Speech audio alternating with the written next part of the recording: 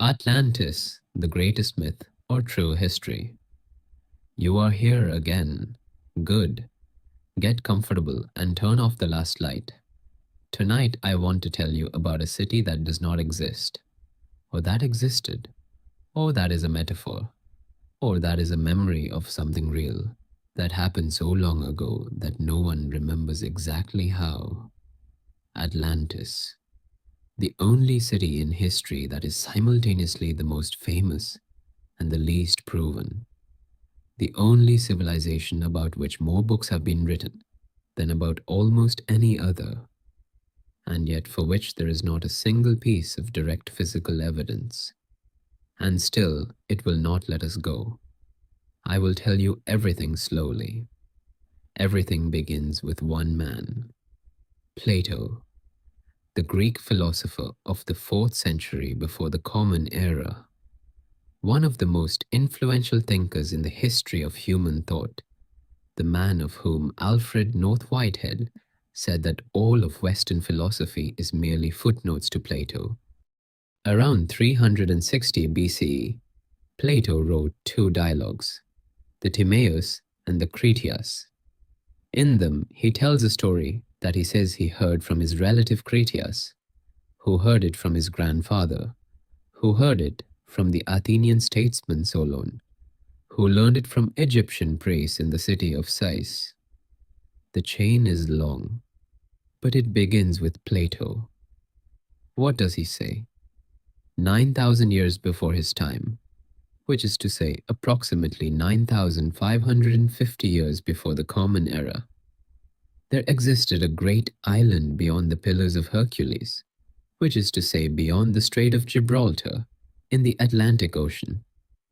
This island was larger than Libya and Asia combined, a continent in the sea. On it lived a great civilization.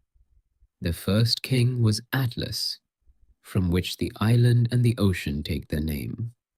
The Atlanteans were the descendants of Poseidon, the god of the sea, who had loved a mortal woman named Cleito, and built for her a home on a central hill surrounded by rings of water and land. The civilization they built was extraordinary. The city at the center was a marvel of engineering, concentric rings of sea and land alternating around the central hill, connected by canals wide enough for the largest ships. The buildings were faced with stone of three colors, white, black, and red. The walls were covered with gold, silver, and a mysterious metal called orichalcum, which Plato describes as being worth almost as much as gold, and which shone with a reddish fire. The palaces were vast. The temples were magnificent. The hot and cold springs fed by the volcanic rock beneath the island ran through the city in elaborate distribution systems. There were race tracks, baths, and gardens for the nobility. There were docks and warehouses filled with goods from all over the known world. The Atlanteans were, for many generations, noble and virtuous. They were children of the gods, and the divine nature was strong in them. They accumulated wealth without becoming enslaved by it. They governed themselves and their neighbors justly. They were, in a word, everything that a great civilization should be. And then, the divine nature thinned. The human nature, with all its appetites and ambitions, grew stronger. The Atlanteans became greedy and proud. They built armies and fleets and conquered the lands around them. They subjugated the peoples of the Mediterranean one by one. Only Athens, small, modest, virtuous Athens, stood against them and drove them back. And then the gods acted. Zeus, seeing the corruption of a once noble people, gathered the gods together to decide on a punishment. Plato's text breaks off at this point. The Critias dialogue is unfinished, but the Timaeus tells us the conclusion. In a single day and night, violent earthquakes and floods came. Atlantis sank into the sea. 9,000 years later, Plato is writing this down. The sea where the island once was he says, is still unnavigable, full of mud and shallows that are the remnants of the sunken land. This is the story. Its total length in Plato's original text is modest, a few thousand words across the two dialogues. Everything that has come after, the books, the theories, the expeditions, the films, the obsessions, grows from this small seed. The first and most important question is the one that has divided scholars for 24 centuries. Did Plato intend this as history or as fiction? The case for fiction, or more precisely, for philosophical allegory, is strong. Plato was a philosopher, not a historian. His life's work was concerned with questions of the ideal state, of justice, of virtue, of the relationship between the divine and the human. The Republic, his most famous work, describes an ideal city, a philosophical construct designed to illustrate his ideas about how humans should live and be governed. Atlantis, in this reading, is the counter-republic, a civilization that had everything: wealth, power, divine origin, advanced engineering, and that destroyed itself through moral corruption. The sinking of Atlantis is not a geological event. It is a philosophical judgment. The gods punish hubris. Greatness without virtue is nothing. Even the most powerful civilization in the world falls when it loses its connection to what is genuinely good. This interpretation is supported by the fact that virtually no other ancient Greek writer mentions Atlantis as a real place. Herodotus, the great historian of the 5th century BCE, traveled widely and recorded enormous quantities of geographical and historical information. He mentions many things. He does not mention Atlantis. Thucydides, the most rigorous of the ancient historians, does not mention it. Aristotle, who was Plato's own student, who knew him and his work intimately, apparently dismissed Atlantis as Plato's invention, created to serve his philosophical purposes, and then destroyed, the inventor of Atlantis being also its destroyer. And there is the matter of the numbers. 9,000 years before Plato's time, the claim that Atlantis was larger than Libya and Asia combined, a civilization capable of conquering the entire Mediterranean world. These are not the proportions of a historical record. They are the proportions of myth, deliberately large, deliberately round, designed to signal that we are in the realm of the extraordinary rather than the everyday. The case for something more than pure invention is also worth examining, because Plato was not a simple allegorist, and the Timaeus and Critias are not simple allegories. The details in Plato's account are specific in ways that seem designed to produce a picture rather than a symbol. The dimensions of the city, the 3 colors of stone, the specific metals used, the layout of the harbor, the dimensions of the canals, the system of alternating rings. These details are not needed for an allegory. An allegorical doomed civilization could be described in a sentence. Plato gives it pages of architectural and geographical specificity. There is also the curious insistence on transmission.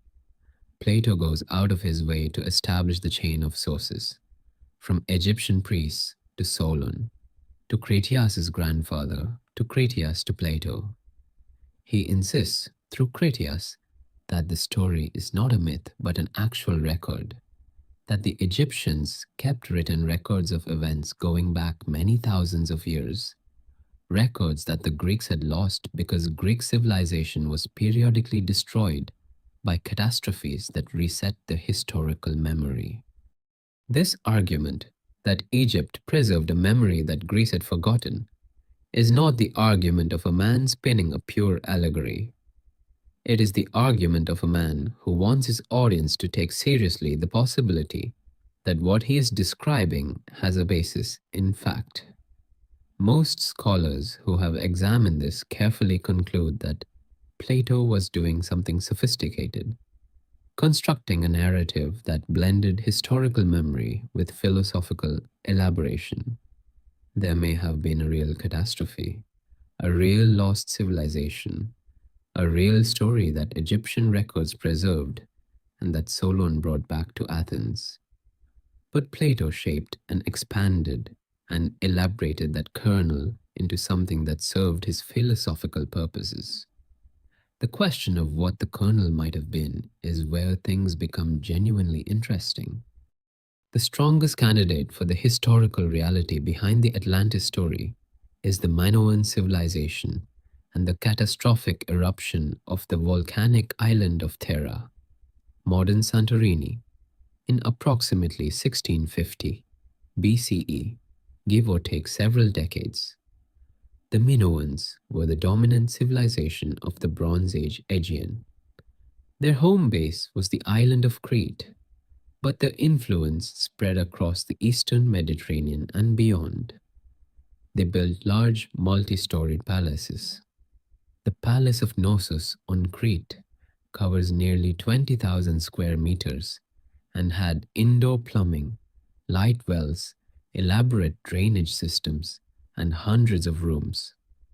Their art, the frescoes that have survived in fragments, shows a sophisticated, pleasure-loving culture. Acrobats leaping over bulls, women in elaborate dress, blue dolphins in painted blue seas, processions of gift bearers from across the known world.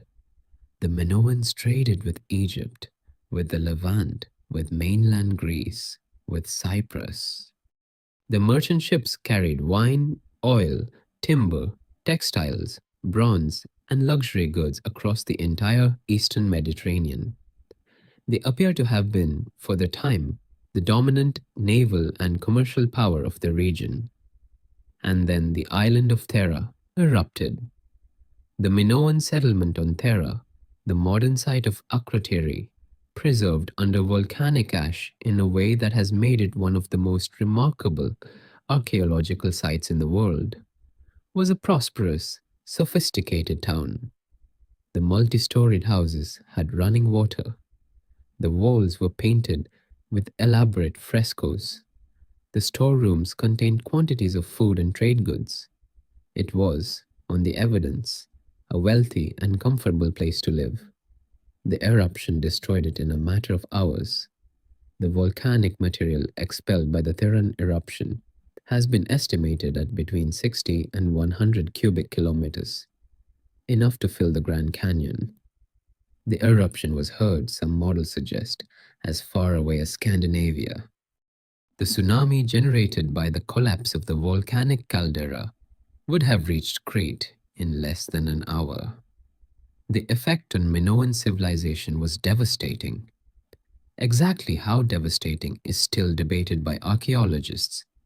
There is some evidence that the Minoans survived the initial catastrophe and continued for another century or more before the final collapse of the palace civilization. But the eruption clearly marks a turning point, and the Minoan civilization as it had existed did not survive much beyond it. Could this catastrophe, a sophisticated island civilization destroyed by volcanic fire and sea, have been preserved in Egyptian records and transmitted to Solon as the story of Atlantis? The possibility is serious enough that it is taken seriously by mainstream archaeologists and historians.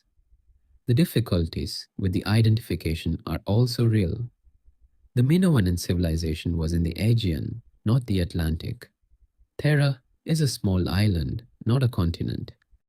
The date of the eruption, approximately 1650 BCE, does not match Plato's 9,000 years before his time, which would put Atlantis around 9600 BCE.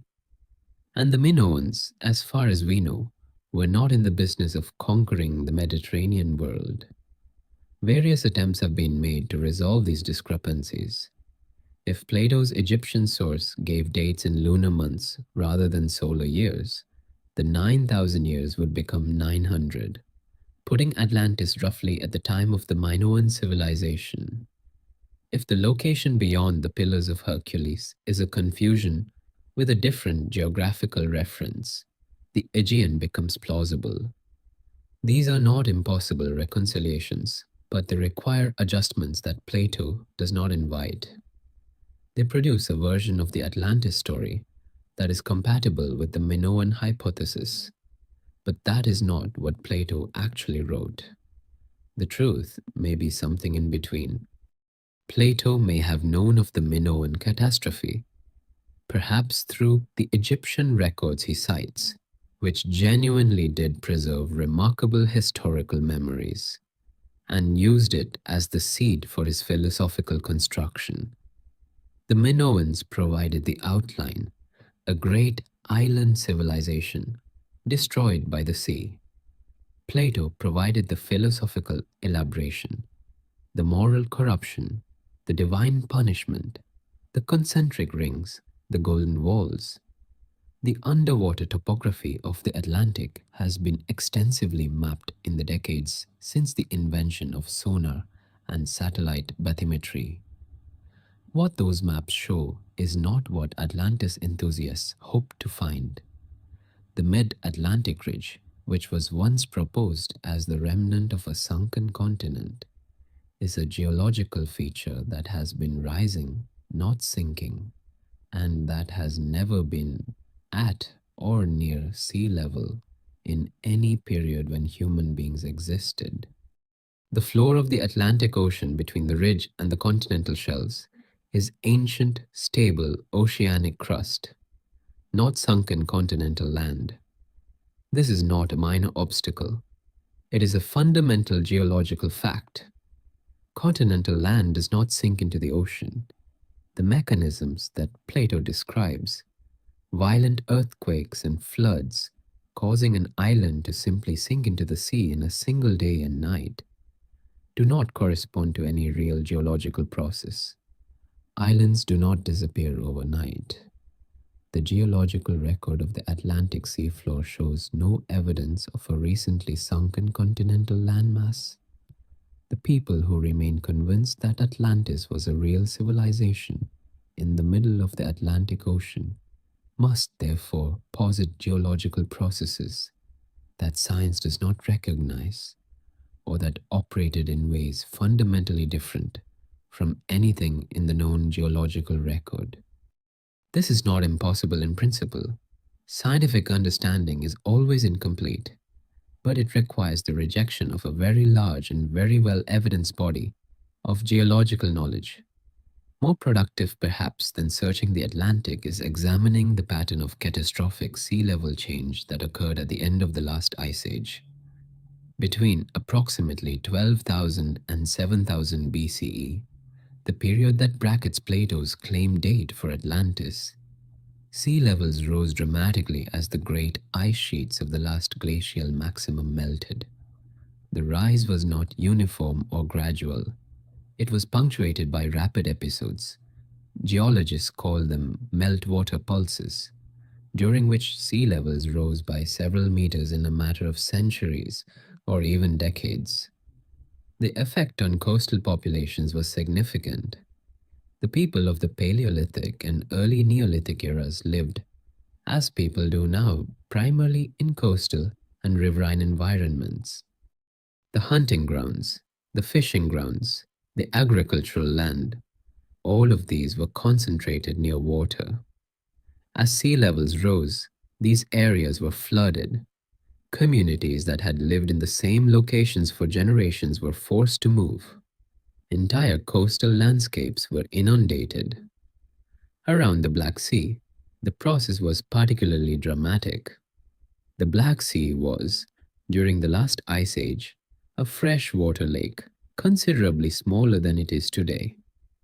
When the ice sheets melted and the Mediterranean rose, the waters eventually breached the natural dam at the Bosphorus, the narrow strait that now connects the Black Sea to the Mediterranean. The result was a flood of salt water into the freshwater lake, raising its level by perhaps 100 meters and inundating the fertile farmland around its shores. This event, which occurred around 5600 BCE, is the basis of a theory advanced by geologists William Ryan and Walter Pittman in 1997 that the Black Sea flood was the historical memory behind the great flood stories of the ancient Near East, including the flood of Noah and the flood in the Babylonian epic of Gilgamesh. Whether or not the Black Sea flood is the source of the biblical flood, the broader principle is sound. The end of the Ice Age was a period of genuine catastrophic change for coastal populations, and the memories of drowned lands were real. Could some of these memories, transmitted across thousands of years through oral tradition, have eventually reached Egypt and been recorded in their archives? Could Solon have encountered a much degraded version of a genuine ancient memory of flooded coasts and lost communities? And could Plato have taken that memory and transformed it into his philosophical construction? This chain of transmission is long and involves a great deal of transformation at each step. But it is not impossible. The human capacity for cultural memory is remarkable, and there are documented cases of oral traditions preserving accurate information across periods of thousands of years. The Australian Aboriginal tradition, for example, preserves accurate memories of changes in the coastal geography of Australia that occurred approximately 10,000 years ago. Memories of specific landmarks that are now underwater, of bays and headlands that existed before the post-glacial sea level rise. These traditions have been verified by comparison with the geological record of sea level change. The accuracy of the memory across 10,000 years of oral transmission is extraordinary. If Aboriginal Australians could preserve accurate geographical memories for 10,000 years, it is not inherently unreasonable to suppose that Mediterranean peoples could have preserved memories of the post-glacial floods in a form that, much degraded and much transformed, eventually reached the Egyptian archives, and then Solon, and then Plato. The mystery writer of the Atlantis story is, however, always Plato himself. Whatever the sources, whatever the historical kernel, it was Plato who gave us the story in the form in which we have it. And the story as he tells it is a work of art, carefully constructed, philosophically loaded, designed to work on multiple levels simultaneously. The concentric rings of the city are too symmetrical to be architecture. They are a symbol, the perfect order of the cosmos expressed in urban form.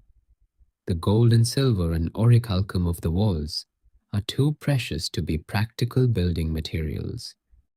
They are a symbol, the divine nature of the original Atlanteans made visible in the metals they used. The single day and night of destruction is too abrupt to be geology. It is a symbol, the swiftness of divine punishment, the way that what took generations to build can be undone in an instant. Plato was a philosopher who believed that the physical world was an imperfect reflection of a perfect realm of ideal forms.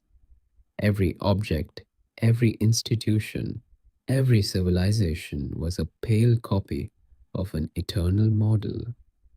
Atlantis, in this reading, is the model of the doomed civilization, the perfect example of what happens when the divine gives way to the human, when the eternal gives way to the temporal, when virtue gives way to appetite. It is a beautiful construction. It may also contain a genuine historical memory. It is probably both. The search for Atlantis in the modern era has produced a literature that ranges from careful scholarship to breathtaking fantasy and everything in between. The idea was largely dormant through the Middle Ages and the Renaissance. Plato was not widely read in Western Europe during the medieval period, and the philosophical context for the Atlantis story was not well understood. But the discovery of the Americas in 1492 changed everything. When European explorers encountered the civilizations of the New World, sophisticated, urban, agricultural, with their own writing systems and their own astronomical knowledge, the question immediately arose: where did these people come from?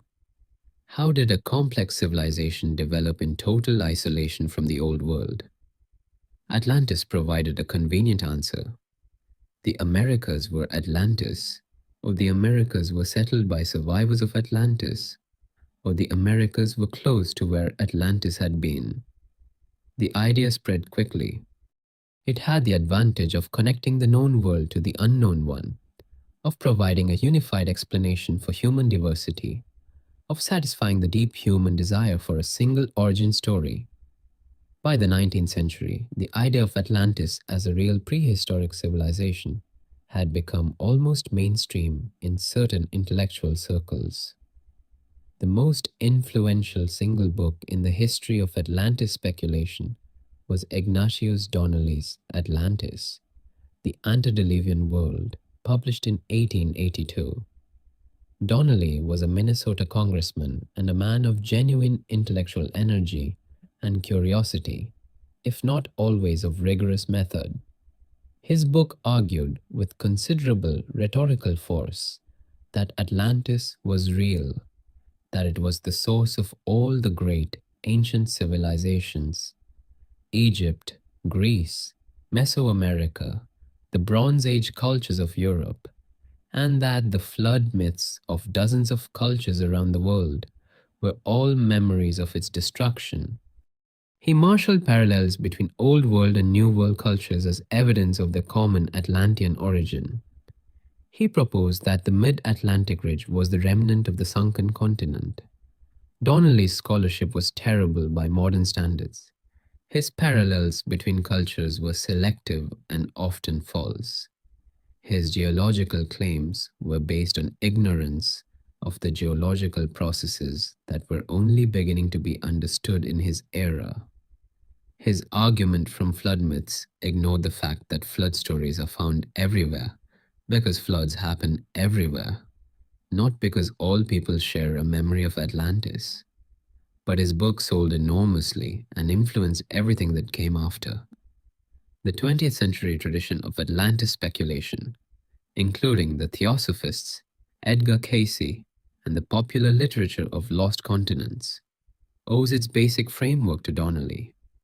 Edgar Cayce deserves a paragraph of his own because his influence on American Atlantis mythology has been enormous and persists to this day.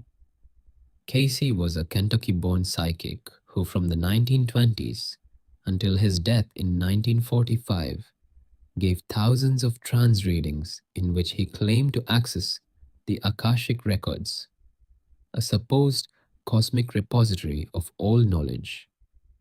In many of these readings, he described Atlantis in elaborate detail, a civilization with advanced technology, including aircraft, crystal-powered energy systems, and death rays. He described its destruction as occurring in stages, with the final sinking happening around 10,000 BCE. He predicted that parts of Atlantis would rise again near the Bahamas in 1968 or 1969. In 1968, the Bimini Road was discovered, a line of large, flat, rectangular stones in about 6 meters of water near North Bimini Island in the Bahamas. Cayce's followers took this as the fulfillment of his prophecy. Geologists who examined the Bimini Road concluded that it is a natural formation, beach rock that fractures in roughly rectangular patterns along its bedding planes as it erodes. The pattern is similar to natural formations found elsewhere in the Bahamas and in other tropical locations. There is no evidence of human working on the stones, no archaeological material associated with them, no indication that they represent a constructed road or building foundation. The debate between the geological explanation and the Atlantis interpretation continues among enthusiasts. But among archaeologists and geologists, the natural explanation is not seriously contested. The underwater discovery that has generated the most recent serious discussion is the one found off the coast of Cuba in 2001. A team of researchers using sonar and underwater robotics discovered what appeared to be regular geometric structures, pyramidal shapes, rectangular features, what looked like streets, at a depth of approximately 700 meters on the western tip of Cuba. The researchers themselves were cautious about interpretation. The lead geologist, Paulina Zelitsky, said that the structures could be natural geological formations, but that they were unusual enough to warrant further investigation. She noted that the area is in a seismically active zone and that geological events in the past could theoretically have lowered land to its current depth. Subsequent investigation has been limited by the depth and by the difficulty of mounting sustained underwater research operations in the area. The structures remain ambiguous, neither definitively explained as natural formations nor definitively identified as artificial. The honest answer is that we do not know what they are. More recent years have brought underwater archaeological discoveries that, while not directly related to the Atlantis question, have transformed our understanding of what prehistoric coastal civilizations might have looked like and where they might have been located. Underwater archaeological sites have been found in the Baltic Sea, in the North Sea, in the Persian Gulf, in the Indian Ocean, and along the coastlines of every inhabited continent. These sites, submerged by the post-glacial sea level rise, preserve evidence of settlements, hunting blinds, fish traps, and occasionally more substantial structures, dating to the period when sea levels were lower than they are today. The technology for finding and investigating these sites has improved dramatically in recent decades. Multi-beam sonar, autonomous underwater vehicles, and improved dive equipment have made it possible to survey and excavate sites that were previously inaccessible. What has emerged is a picture of a prehistoric world, much more diverse and complex than was previously understood. A world in which coastal and maritime adaptation was ancient and widespread, in which the loss of coastal territory to rising seas was a real and significant historical experience, and in which the memories of those losses may have persisted in cultural traditions long after the physical evidence was submerged. None of this proves Atlantis, but it does provide a context in which the Atlantis story makes more sense as a cultural phenomenon. The post-glacial sea level rise was real. Its effects on coastal populations were real. The memories of drowned lands were real. The transformation of those memories into mythology was, in many cultures, real. Plato's Atlantis sits at the intersection of these real experiences and the philosophical project of a brilliant 4th century Athenian. The Lost Island is both a memory and a metaphor, both a historical echo and a philosophical warning, both a response to something that actually happened and a comment on what always happens when great civilizations lose their moral bearings. The specific location of Atlantis, if it had one, was probably not in the middle of the Atlantic Ocean.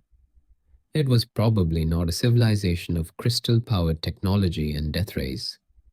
Edgar Cayce's visions, Donnelly's parallels, the Bimini Road, the Cuban structures, none of these constitute evidence of a real Atlantis in the sense that Plato's followers have imagined.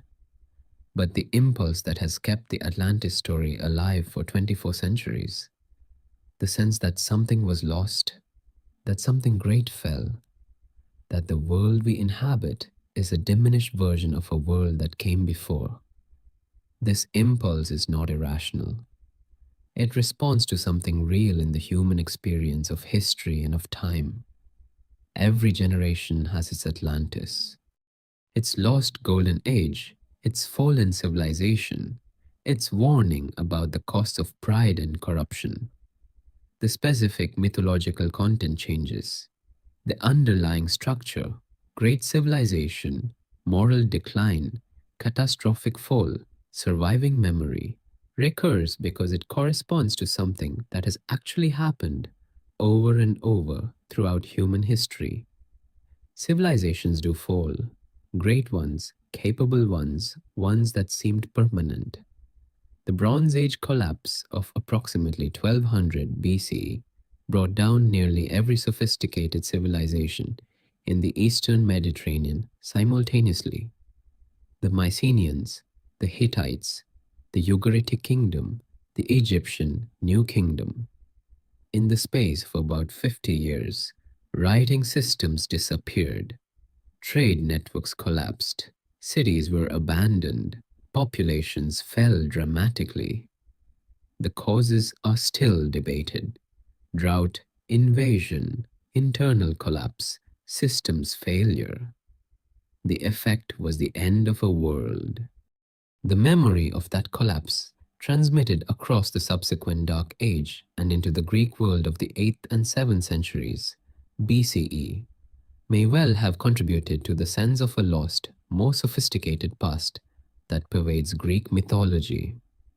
The heroes of Homer's Iliad use bronze weapons because the world they describe is a memory of the Bronze Age, a world of greater heroes and greater wars than anything the Iron Age Greeks knew. Atlantis is perhaps the ultimate expression of this sense of loss, the transformation of real historical catastrophe into a story so perfect, so symmetrical, so philosophically satisfying that it has outlasted every attempt to reduce it to its components. The ocean is very deep. The floor of the Atlantic, where Plato placed his island, has been mapped. There is no drowned continent there. The geology is clear. But the story is not about the geology. It never was. It is about what happens to great civilizations when they forget what made them great. It is about the relationship between power and virtue. It is about the gods, or whatever stands in for the gods in any given era, watching human achievement and waiting for the moment when pride tips over into hubris and hubris invites destruction. This is not a lesson that needs a real island to teach. It teaches itself, generation after generation, in the actual history of actual civilizations that rise and fall and leave behind the question of whether their successors learned anything from watching them go. Plato understood this. That is why he wrote the story. Whether he took it from a real source or invented it whole, he was writing about something true. The ocean outside whatever window or wall is closest to you right now is very deep. The darkness at the bottom of it is older than human memory. Whatever is down there, volcanic mountains, ancient seafloor, the occasional mysterious geometric structure that may or may not be natural, it is beyond our reach in any practical sense. The Atlantis that matters is not down there. It is in every story of a civilization that had everything and lost it, in every warning about the gap between capability and wisdom, in every reminder that the ocean is patient and the land is temporary, and the things we build will not last forever. 9,000 years before Plato's time, one day and one night, then water and silence and the long forgetting, until someone remembers.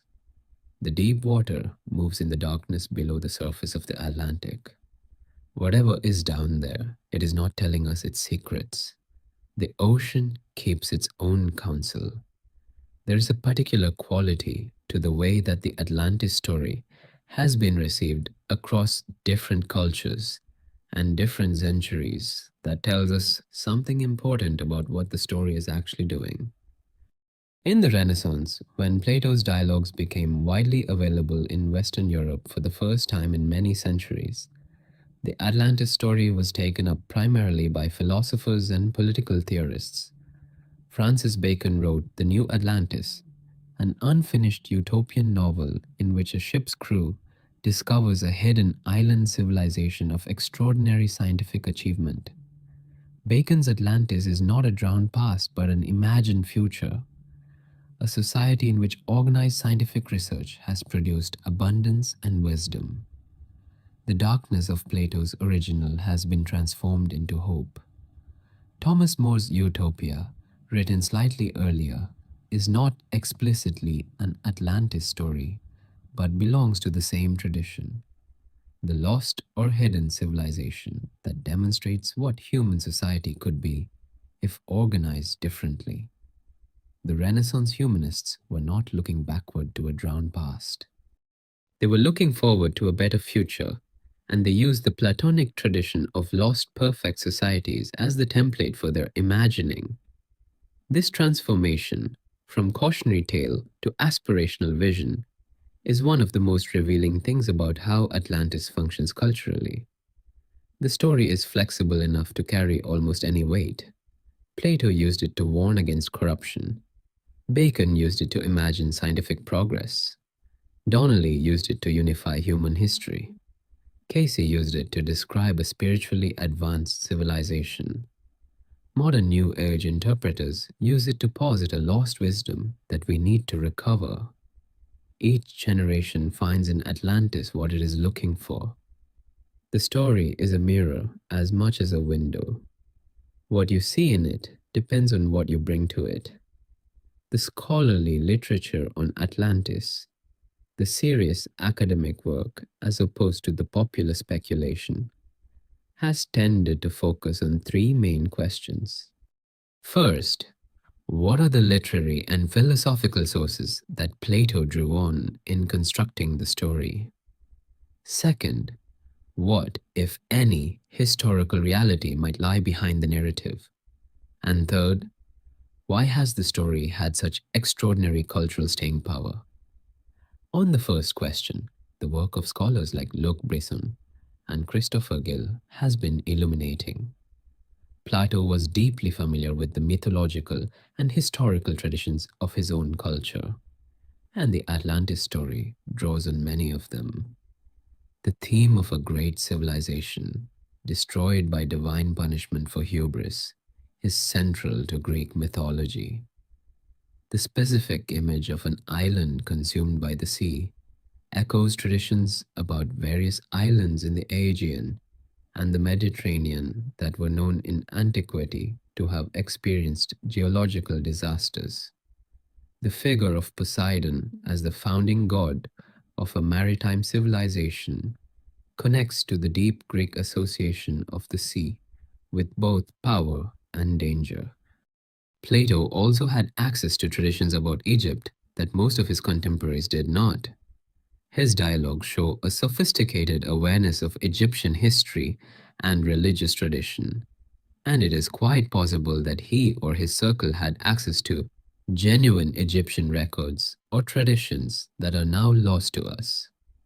The Egypt of Plato's time was a place of extraordinary historical depth, a civilization that had been keeping records for nearly 3,000 years when Plato was born. The claim that Egyptian archives preserved information about events 9,000 years in the past is not as impossible as it might seem, though the accuracy of such records over such a span of time is another question. On the second question, the historical kernel, the scholarly consensus has shifted somewhat in recent decades. The pure invention hypothesis, that Plato made up Atlantis from whole cloth for purely philosophical purposes, has fewer defenders now than it once did. Not because new evidence for Atlantis has been found, but because the study of oral tradition and cultural memory has advanced enough to make the preservation of genuine historical memories across long periods more plausible than it once seemed. The work of scholars like Jan van Sina on African oral tradition and the Australian Aboriginal Geographical Memory research already mentioned has established that human beings can preserve accurate factual information in oral tradition across periods of time that were previously thought to be beyond the reach of cultural memory. This does not mean that Plato's Atlantis is a historically accurate account of a real civilization. It means that the transmission chain he describes, from real events to Egyptian record to Solon to his descendants to Plato, is not inherently impossible. The most likely reconstruction, in the view of most scholars who take the question seriously, is something like this.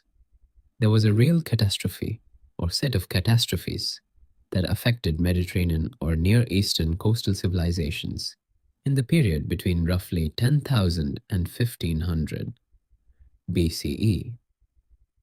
The post-glacial sea level rise, the Tehran eruption, and the Bronze Age collapse are the leading candidates, and they may all have contributed to a body of tradition about destroyed civilizations and drowned lands. Some version of this tradition reached Egypt and was preserved in Egyptian records. Solon encountered some version of it and brought it back to Athens. Plato received it, recognized its philosophical utility, and transformed it into the story we know. This reconstruction leaves room for both the genuine historical kernel and the philosophical elaboration. It explains why the story has the specific qualities it has: the insistence on Egyptian transmission, the architectural specificity, the moral framework, without requiring us to believe either that Plato invented everything or that his account is historically accurate. The third question, why the story has lasted, may be the most interesting of the three, because it connects the ancient text to the present moment and to something permanent in human psychology. The philosopher Karl Popper argued that Plato's political philosophy was essentially totalitarian, that his vision of the ideal state, with its philosopher kings and its rigid class system, was a model for the kind of closed, authoritarian society that Popper associated with fascism. Popper saw Atlantis as part of this project, a mythologized history designed to legitimate a particular political vision. This reading is controversial and probably too reductive, but it contains a genuine insight. Stories about lost perfect civilizations are not politically neutral. They carry with them an implicit claim about what is possible and what has been lost, and that claim can be used to support very different political projects depending on who is doing the telling and what they want to achieve. The 19th century nationalist movements in Europe made extensive use of lost golden ages, specific to each nation, of course, to argue for the recovery of a primal purity that had been corrupted by later history. The Atlantis story, which was understood as the common heritage of all European civilization, was available to be pressed into service for various versions of this argument. More recently, the New Age appropriation of Atlantis has tended in a different direction, not toward political nationalism, but toward spiritual nostalgia.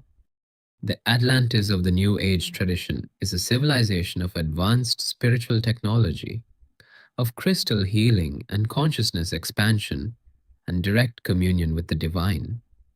Its loss is the loss of human contact with the sacred, and its recovery, or rather, the recovery of its wisdom, is the project of spiritual seekers in the present age. This version of the Atlantis story is as disconnected from Plato's original as Donnelly's was, but it serves a genuine psychological need. The need for a story about a time when humans lived differently, closer to something essential, before the corruptions of modernity. Every generation has its version of this need. The specific content of the lost golden age changes. The need for one does not. What is most striking when you step back from the 2,500-year history of Atlantis as a cultural phenomenon is how little the core of the story has changed, and how much the elaborations around it have multiplied. Plato's original is about 10 pages long. The literature it has generated would fill a large library, and at the center of all of it, unchanged and unchangeable, is the same image: a great civilization, at the height of its power, destroyed in a single night, swallowed by the sea, leaving nothing but the memory. That image is powerful because it is true, not literally. There is no drowned continent with golden walls at the bottom of the Atlantic, but in the sense that matters. Civilizations do fall. The great ones do not announce their ending. They are there, and then they are not there. And the question of what happened is always more complicated than any single answer can contain. The ocean does not give back what it takes. Neither does time. In the silence between the questions and the answers, something moves. It may be memory. It may be imagination. It may be the permanent human desire to believe that something magnificent once existed, and that the story of its ending contains a lesson, and that if we could only hear the lesson clearly enough, we might do better. Plato heard something. He wrote it down. 24 centuries later, we are still reading it, still arguing about it, still searching the ocean floor for something that may or may not be there. The water is very deep. The darkness at the bottom is very old. Something may be down there. Or the story is the thing itself, the island that cannot be found because it was never lost, because it was always here in the telling. The geography of the Atlantic Ocean has always been central to the Atlantis story, and the way that geography has been understood has changed dramatically over the centuries as human knowledge of the ocean has expanded. When Plato wrote, the Atlantic was the edge of the known world. The Greeks called it the ocean, not just an ocean, but the ocean, the great encircling sea that surrounded the inhabited world. Beyond the Pillars of Hercules, beyond Gibraltar, lay mystery.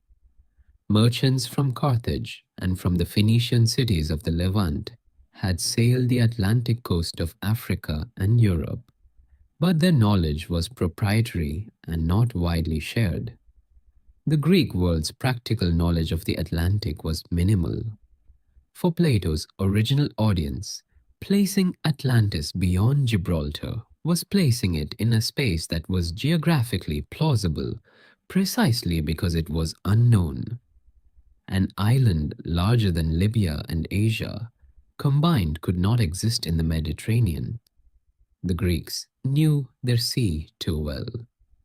But the Atlantic might contain anything. This logic, placing the lost civilization in the unknown space beyond the edge of the known world, is a pattern that repeats throughout the history of Atlantis speculation. As the Atlantic became better known through the age of exploration, Atlantis moved. It was identified with the Americas, which were unknown to Europeans before 1492. When the Americas became known, Atlantis moved again to Antarctica, to the Arctic, to the bottom of the ocean, to the Himalayas. The lost civilization always retreats to the frontier of ignorance.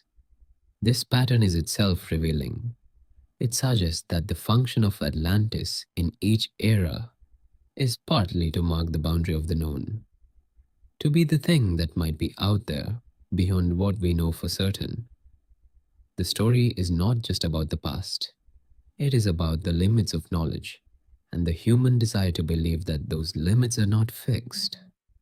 The Atlantic Ocean, as Plato knew it, as a mystery, as a space of potential marvels, has been replaced by the Atlantic Ocean as we know it, mapped to the last ridge and canyon, studied by oceanographers, crossed by millions of passengers annually.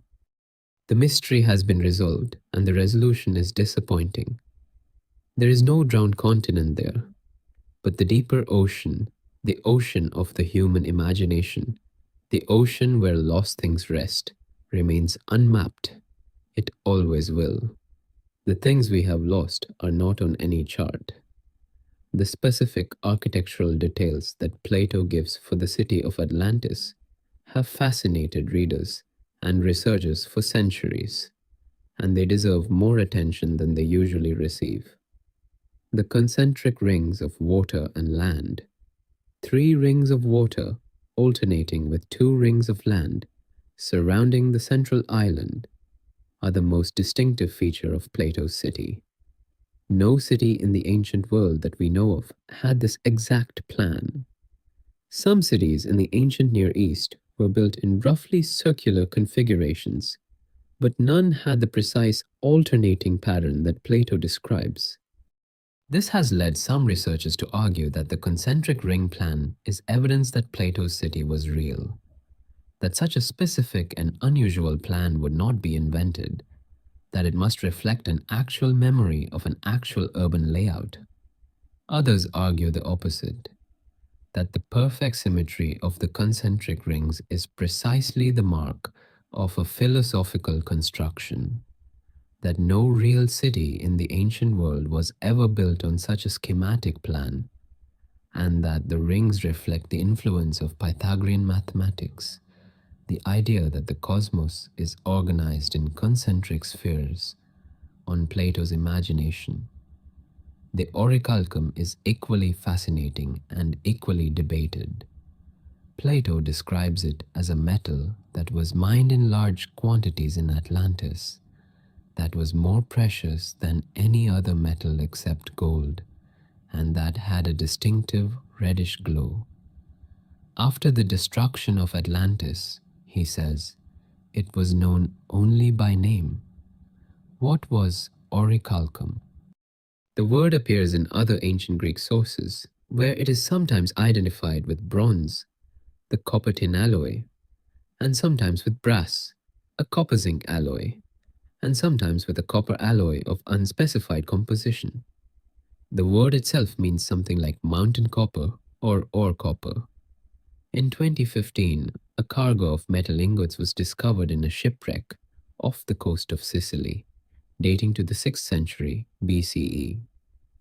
Chemical analysis showed that the ingots were composed of an unusual alloy, approximately 80% copper, 15% zinc, and small amounts of nickel, lead, and iron. The researchers who published the find noted that this composition was consistent with ancient descriptions of orichalcum. Does this prove that orichalcum was a real metal used in antiquity? Yes. The shipwreck demonstrates that an unusual copper alloy was being traded in the ancient Mediterranean. Does it prove that orichalcum was used in Atlantis? No.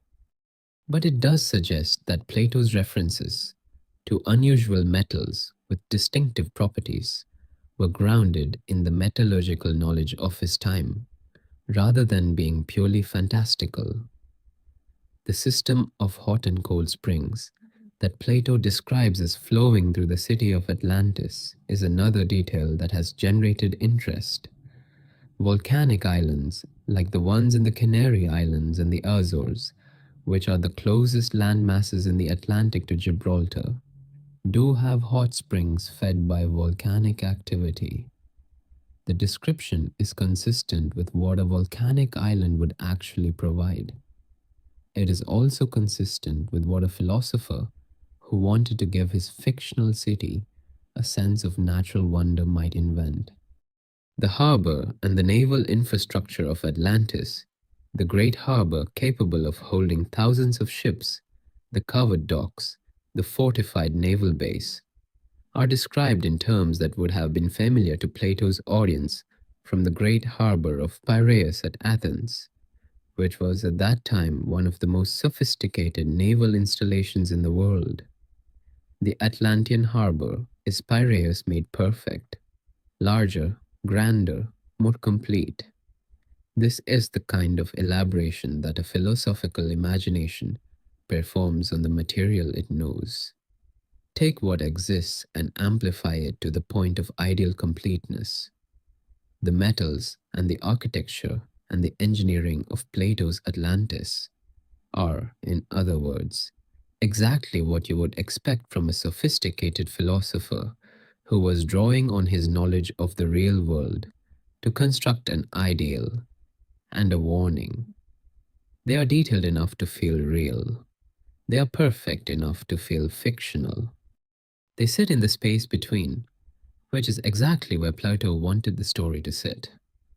One of the most underexplored aspects of the Atlantis story is the role of Athens in it. Plato's Atlantis is not just a story about a lost civilization. It is a story about the confrontation between Atlantis and Athens, in which Athens wins. In Plato's account, the ancient Athenians, alone among all the peoples of the Mediterranean, refused to submit to Atlantean conquest. While all the other cities and kingdoms fell or capitulated, the small city of Athens, with its citizen soldiers, stood firm and eventually drove the Atlanteans back. It was only after this defeat that the gods destroyed Atlantis. This is a remarkable claim for a Greek philosopher to make in the middle of the 4th century BCE. Athens in Plato's lifetime was a city in profound crisis. It had been defeated by Sparta at the end of the Peloponnesian War in 404 BCE. Its democratic government had been briefly replaced by the brutal oligarchy of the 30 tyrants. Socrates, Plato's teacher, had been tried and executed by the restored democracy in 399 BCE. Athens was struggling to recover its political and moral confidence. Into this context, Plato places a story in which the ancient Athens, the Athens of 9,000 years before, was the only power capable of defeating the greatest empire the world had ever seen. This is not subtle. It's a philosophical and political act, reminding Athens of what it could be, of the virtue that was supposedly native to it, of the role that a genuinely excellent Athens might play in the world. Whether Plato believed the story literally or constructed it deliberately for this purpose, its function in his political philosophy is clear. Atlantis exists in part to make Athens look good, or rather, to make the ideal Athens of ancient virtue look good in contrast to the corrupt and declining Athens that Plato actually lived in. This political dimension of the Atlantis story is one that later interpreters have almost universally ignored because it is specific to the 4th century Athenian context and does not translate easily to other times and places.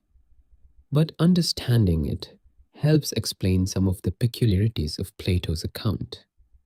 The fact that Athens is the hero, the fact that the ancient Athenians are described as living in exactly the way that Plato's ideal citizens should live, the fact that the story is told by a descendant of Solon, who is himself a model Athenian citizen. Atlantis is, among other things, a story about Athens. The lost civilization is the foil that makes the virtuous city shine. The geological argument against Atlantis in the Atlantic is so strong that it deserves to be stated clearly one more time, because it is often obscured in popular discussions by the enthusiasm of Atlantis enthusiasts and by the genuine complexity of geological science. The floor of the Atlantic Ocean between the mid-Atlantic ridge and the continental shelves of Europe and America is composed of oceanic crust, dense basaltic rock formed at the spreading center of the mid-Atlantic ridge and moving slowly away from it on both sides. This oceanic crust has never been at the surface. It has always been on the floor of the ocean. It cannot have been a continent that sank, because it was never a continent. Continental land, the type of land that human civilizations have built on, is composed of less dense granitic rock that rides on top of the denser oceanic and mantle material.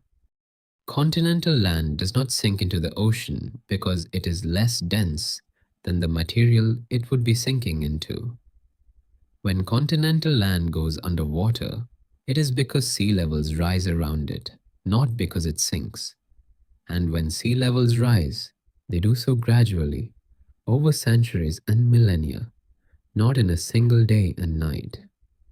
The geological evidence for this picture is overwhelming and comes from many independent sources: ocean drilling, seismic surveys, geochemical analysis, satellite measurements of ocean floor topography. The picture is not perfect or complete, but its broad outlines are not in serious dispute among geologists. This does not mean that nothing interesting has ever happened in the Atlantic. Geological history is full of dramatic events, but the specific event that Plato describes, a large island sinking in a single day and night, is not something that the geology of the Atlantic can accommodate.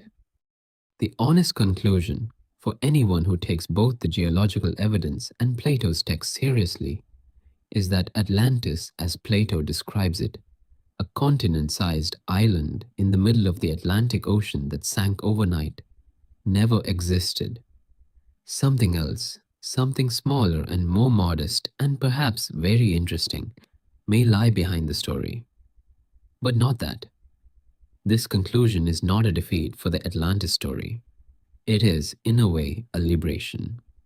If Atlantis is not a literal lost continent, then it is free to be what Plato intended: a story about something universal, a philosophical fable dressed in the garments of history, a mirror in which each generation sees its own version of the lost perfect world. The ocean rolls on, the stories multiply, the search continues, because the search is not really about finding a place. It is about finding something in ourselves: the capacity for greatness, the tendency toward corruption, the fragility of everything we build. Plato knew this. That is why he ended his story before the judgment. The Critias breaks off just as Zeus is about to speak, just before the punishment is decided. We never hear what Zeus says. We never see the actual destruction. The story ends in mid-sentence, in the middle of the gods' deliberation. Some scholars think this is an accident, that Plato died before he could finish the Critias, or that the ending has been lost. Others think the incompleteness is deliberate, that leaving the story unfinished, leaving the judgment unspoken, is itself the philosophical point. We are still in the moment of divine deliberation. The judgment has not yet been rendered. The story is still happening. We are still in it. The water rises slowly. The gods deliberate. The city gleams in its concentric rings, its golden walls, its ships in the great harbor. And somewhere in the depths of the ocean, or the depths of time, or the depths of the human imagination, something waits to be found, or to be understood. The Bronze Age collapse of approximately 1200 BCE is one of the most dramatic events in ancient history, and it deserves more than the brief mention it received earlier in this account, because it may be one of the most important pieces of the puzzle behind the Atlantis story.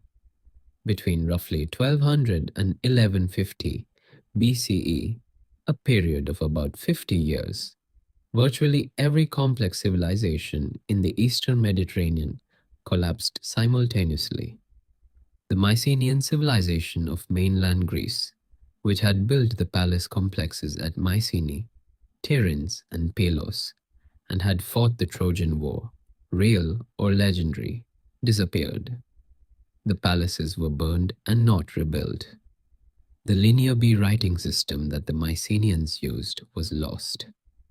Greece entered what historians call the Dark Ages, a period of approximately 3 centuries in which population levels fell sharply Long-distance trade ceased, and the sophisticated material culture of the Bronze Age was replaced by a much simpler, more local way of life.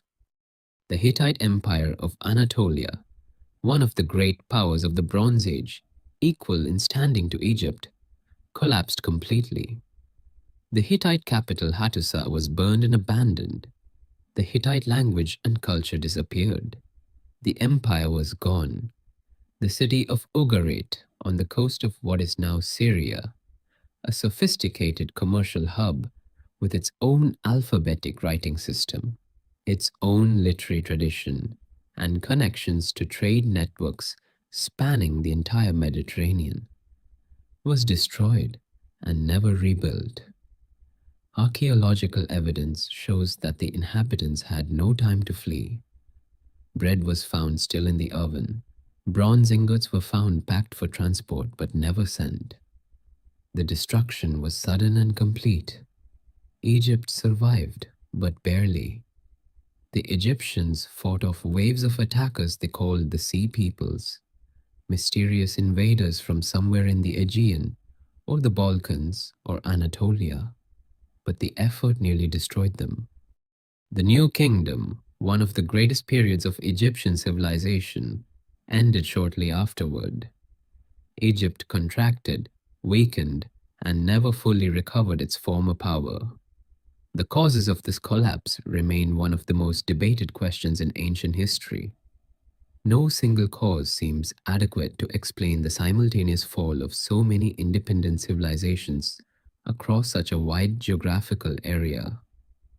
The leading theories include drought and climate change, which would have disrupted the agricultural systems that supported the palace economies, the invasion of the Sea Peoples, whoever they were, internal rebellions by lower classes against the palace elite, systems collapse in which the interdependence of the Bronze Age trade networks meant that the failure of any one element cascaded through the whole, and some combination of all of the above.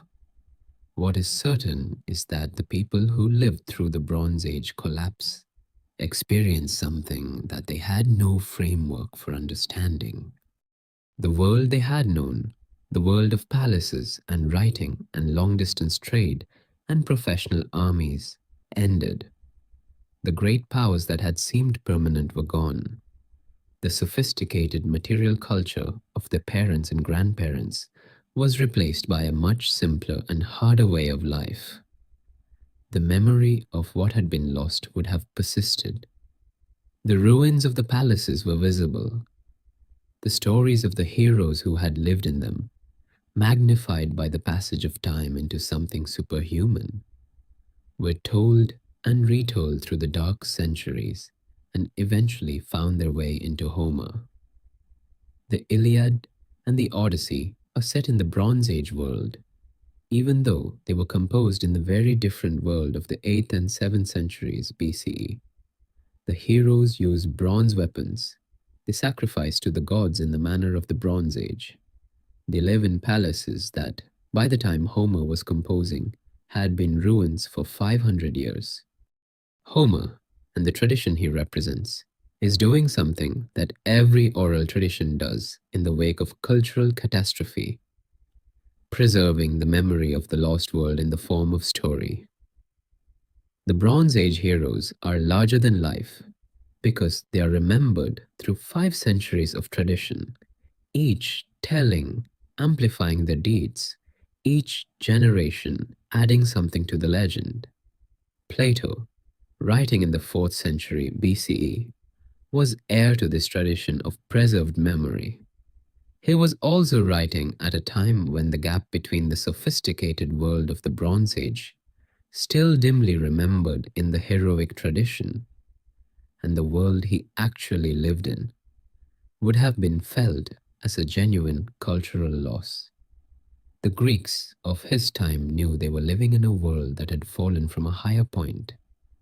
Atlantis is, in part, a philosophical elaboration of this cultural memory, the lost civilization that was greater than anything that had come after, the golden age that ended in catastrophe. The world before the fall. The specific mechanisms of the fall, the earthquakes and floods, the sudden sinking, do not need to correspond to any specific geological event to be psychologically and philosophically real. They are the mythological expression of what the Bronze Age collapse felt like to those who lived through it and to the descendants who inherited the ruins, as if the ground itself had given way, as if the gods had withdrawn their favor, as if everything that had been built had simply disappeared under the sea. The sea is important here. The Bronze Age Mediterranean world was, above all, a maritime world. Its trade, its wealth, its connections, its military power, all of these depended on the sea. The cities that fell in the Bronze Age collapse were, most of them, coastal or near coastal cities. The sea peoples came from the sea. The destruction came from the sea. The loss came from the sea. The image of a great civilization sinking beneath the waves is therefore not an arbitrary geographical choice. It is the appropriate mythological expression of a collapse that was, in its causes and its consequences, fundamentally maritime. The sea that had made the Bronze Age world great was the same sea that brought it down. Plato, writing with the wisdom of hindsight and the imagination of a philosopher, transformed this historical reality into a story. The collapse of Mycenae, the fall of Ugarit, the destruction of the Hittites, all of these become the sinking of one great island, one representative civilization, punished for the same pride and corruption that all civilizations eventually succumb to. It is a brilliant compression. History's messiness, multiple causes, multiple civilizations, multiple centuries, become story's clarity. One island, one night, one lesson. The tradition of flood mythology that runs through the ancient world provides another layer to the Atlantis story that is worth examining carefully, because it connects Plato's philosophical construction to something much older and much more widely distributed. The Epic of Gilgamesh, the great Mesopotamian narrative that is the oldest substantial piece of literature in the world, contains a flood story. The hero Utnapishtim is warned by the god Ea that the other gods have decided to destroy humanity with a great flood. He builds a large boat, loads it with animals and with the seeds of every living thing, and survives the flood that kills everything else. The parallels with the story of Noah are exact and long predate the writing of Genesis.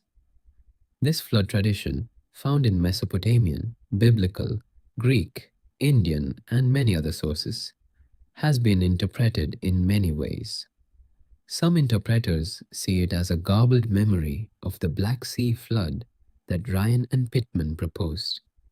Others see it as a response to the periodic catastrophic flooding of the great river valleys, the Tigris and Euphrates in Mesopotamia, the Nile in Egypt, that would have been a genuine and terrifying feature of life for early agricultural civilizations.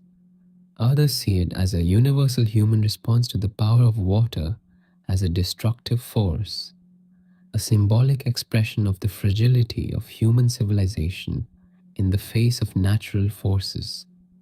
The flood traditions of Mesoamerica, of the Aztecs, the Maya, the other pre-Columbian civilizations of Central America, are sometimes cited as evidence that all these traditions share a common origin. If flood stories appear on both sides of the Atlantic, doesn't that suggest a common source? Doesn't that source have to be something like Atlantis?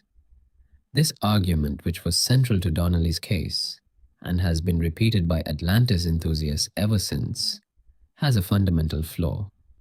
Flood stories are found in so many cultures, in so many different forms, because floods are found everywhere. Every river valley, every coastal region, every island settlement in human history has experienced flooding. The universality of flood stories reflects the universality of floods, not the universality of a single ancestral experience. The specific details of the flood stories from different cultures, the number of survivors, the type of vessel used, the reason the gods sent the flood, the way the survivors learn of the flood's end, vary enormously from culture to culture. These differences are what we would expect from independent cultural responses to a common experience. If all these stories came from a single source, we would expect much greater similarity in the details. The flood mythology comparison, like so many of the arguments for a real Atlantis, turns out on examination to provide less support for the theory than it appears to provide at first glance. But the tradition itself, the human need to tell flood stories, to preserve the memory of destruction, to explain why the world is the way it is rather than the way it should be, is genuinely ancient and genuinely widespread. And Plato's Atlantis story participates in this tradition even if it is not derived from a single universal source. The world we have is not the world we should have. Something happened. Something was lost. This is the Ur story of human civilization, told in different ways by different cultures at different times. Atlantis is one particularly compelling and enduring version of it. The question of whether the thing that was lost was ever real is, in the deepest sense, beside the point. The loss is real. Every generation experiences it. The specific content of the loss, the specific civilization, the specific golden age, the specific catastrophe is the variable. The structure of the experience is the constant. Plato understood this. That is why he chose to set his lost golden age at the very dawn of human history, 9,000 years before his time. By placing it so far in the past, he made it simultaneously specific. It happened in such and such a place at such and such a time, and universal. It happened so long ago that it is essentially before all history, before memory, before the distinctions that divide one people from another. Atlantis is everyone's lost golden age because it is old enough to belong to no one in particular. The current state of Atlantis research, if one can call it that, divides roughly into three camps. The first camp is the mainstream archaeological and geological scientific community, which considers the question of a literal Atlantis in the Atlantic Ocean to be settled in the negative, and which understands the Atlantis story as a philosophical construction by Plato, with possible roots in genuine historical memories of Bronze Age catastrophe and post-glacial sea level rise. The second camp is the Minoan hypothesis and its variants, researchers who argue that a specific historical event, the Theran eruption, or the Bronze Age collapse, or the post-glacial flooding of the Black Sea or other regions, lies behind the Atlantis story, and who accept that Plato transformed this historical memory into something more elaborate for philosophical purposes. This camp includes some serious archaeologists and historians who work within the mainstream of their disciplines. The third camp is the broad and diverse world of popular Atlantis enthusiasm.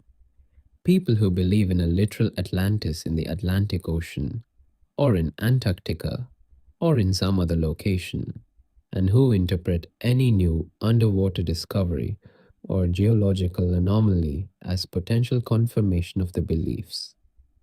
This camp is large, energetic, and immune to contrary evidence in ways that the other two camps are not. The boundaries between these camps are not always clear. There are serious researchers who are more open to the possibility of a real historical Atlantis than the mainstream archaeological consensus allows. There are enthusiasts who are more careful and more empirically minded than the typical popular Atlantis book suggests. What unites all three camps and what makes Atlantis so persistently fascinating across so many different approaches is the sense that the story is saying something important. The disagreement is about what it is saying and whether it is saying it through history or through philosophy or through both. The night is long, the ocean is deep, the story is older than anyone alive. There is something comforting, strangely, in the thought that humans have been telling this story for 24 centuries and will probably continue telling it for as long as humans tell stories. The specific details will change. The technology of the search will improve. The location of the next mysterious underwater structure will shift. But the core of the story will remain. Something great was lost. We are looking for it. We may find it. We may not. The looking itself is the point. Plato gave us the gift of the search, whether or not he meant to, whether he was recording history, or inventing allegory, or doing both at once. He created something that has occupied the human imagination for 2.5 millennia and shows no signs of releasing its grip. The island that sank in a day and a night. The city with its golden walls and its concentric rings. The divine civilization corrupted by human greed. The gods watching. The judgment coming. The water rising. There is one more dimension of the Atlantis story that deserves extended attention, and that is the question of what it means to search for something that may not exist, or may exist in a form so different from what you are looking for that you would not recognize it if you found it. The history of exploration is full of searches for things that turned out to be real but different. The Northwest Passage existed, but was not navigable in the way its seekers imagined. The sources of the Nile existed, but were not where anyone expected them to be. The city of Troy existed, but Schliemann had to dig through 9 layers of ruins to find the version that might be the one Homer described. In each of these cases, the search was valuable regardless of whether the specific thing being sought was found. The search for the Northwest Passage mapped the Canadian Arctic. The search for the Nile sources opened East Africa to the outside world. The search for Troy established modern archaeological method at Hisarlik. The search for Atlantis has its own version of this dynamic. In searching for a lost continent in the Atlantic, explorers and scientists have mapped the Atlantic floor, discovered the mid-Atlantic ridge, developed theories of plate tectonics, and established the age and composition of oceanic crust. The search for Atlantis near the Bahamas helped establish the archaeological and geological understanding of the Bimini Road. The search for Atlantis off Cuba contributed to the underwater mapping of the region. More broadly, the interest in Atlantis has driven popular engagement with archaeology, geology, oceanography, and ancient history in ways that have brought scientific information to millions of people who might not otherwise have encountered it. The question, did Atlantis exist, is one that a 10-year-old can understand and care about, and that leads naturally into the real science and real history that bear on the answer. This is not nothing. The capacity to generate curiosity and engagement with serious questions is one of the valuable functions of a good myth, even, or especially, when the myth is not literally true. The linguist and mythologist Joseph Campbell spent much of his career arguing that myths serve essential psychological and social functions, and that the attempt to reduce them to either literal history or pure fabrication misses the point of what myths do. A myth, in Campbell's framework, is a story that encodes fundamental truths about human experience in a symbolic form that makes those truths accessible to people who are not philosophers or scientists. Atlantis in this reading is a myth in the fullest sense, not because it is false, but because it encodes truths that go beyond the question of whether a specific island existed, the truth of the cyclical rise and fall of civilizations, the truth of the corruption that comes with wealth and power, the truth of the divine or natural forces that impose limits on human ambition, the truth of loss and the way that loss is preserved in memory long after the specific thing that was lost has been forgotten. These truths do not need a real Atlantis to be true. They are true regardless of the geological record of the Atlantic Ocean. Campbell would have pointed to the parallel with the story of Eden. The Garden of Eden in the book of Genesis is not a piece of Near Eastern geography. Biblical scholars and archaeologists do not search for the coordinates of Eden because the story is not making a geographical claim. It is making a psychological and theological claim. There was a state of innocence before the knowledge of good and evil, and the acquisition of that knowledge changed everything permanently. The exile from Eden is not a historical event that can be dated and located. It is the permanent human condition of self-consciousness, the condition of beings who know that they know, and who pay for that knowledge with the loss of an innocence they can remember but not recover. Atlantis is the political and civilizational version of Eden, a state of political and social perfection, a great civilization in harmony with divine order that was lost through the corruption that is native to political power and human ambition. The exile from Atlantis is the permanent civilizational condition of beings who build and corrupt and lose and then wonder what they had. This is why the story endures. Not because people believe in a literal lost continent, but because the story of the lost continent encodes something that every civilization knows about itself, that greatness and corruption are not opposites but partners, that the same qualities that make a civilization capable of extraordinary achievement also make it capable of extraordinary destruction, and that the gods, or history, or nature, or the logic of complex systems eventually render judgment. The American reader, in particular, may find something familiar in this dynamic. The United States is a country with a powerful mythology of its own founding, a mythology of exceptional virtue, of a new world free from the corruptions of the old, of a civilization uniquely positioned to demonstrate what human self-government could achieve. This mythology is, in its structure, a version of the Atlantis story, a great civilization founded on extraordinary virtue, whose future depends on whether it can maintain that virtue in the face of the corruption that power and wealth inevitably bring. Every generation of Americans has its own version of the question: are we still what we were? Are we the Athens that stands against Atlantis?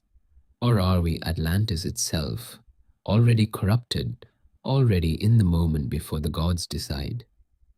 Plato's story does not answer this question. It poses it. That is the function of myth, not to provide answers, but to make the right questions unavoidable. The Atlantic Ocean covers approximately 106 million square kilometers. Its average depth is about 3,300 meters. Its deepest point, the Puerto Rico Trench, reaches nearly 8,400 meters. The volume of water in the Atlantic is approximately 310 million cubic kilometers. Somewhere in all of that, according to Plato, is the remnant of the greatest civilization that ever existed, the mud and shallows that are all that remain of Atlantis.